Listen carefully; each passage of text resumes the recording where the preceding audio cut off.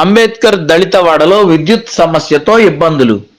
తూర్పుగోదావరి జిల్లా గోకవరం దళితవాడలో గత కొన్ని సంవత్సరాలుగా నో వోల్టేజ్తో ఫీవర్ ఇబ్బందులు పడుతున్నామని, ఫ్యాన్లు తిరగకపోగా వృద్ధులు, గర్భిణీ స్త్రీలు, చిన్నపిల్లలు ఇబ్బందులు పడుతున్నారని,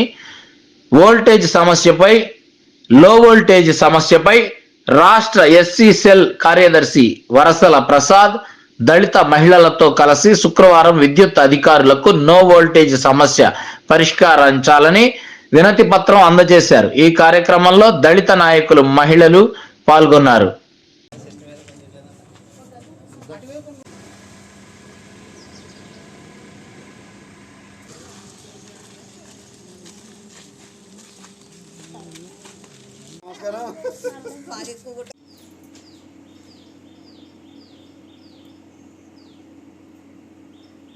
ఎస్సీ పేటలో గత కొంతకాలంగా లో వోల్టేజ్ ప్రాబ్లం రావడం వల్ల నిరుపేద కుటుంబాలు ఏదో కష్టపడి కరెంట్ వేయించుకోవడం, ఫ్యాన్లు వేయించుకోవడం జరుగుతుంది. ఇది నిత్యావసరం కరెంట్ అంటే అవి కాలిపోయి వాళ్ళు ఇబ్బంది పడుతున్నారు.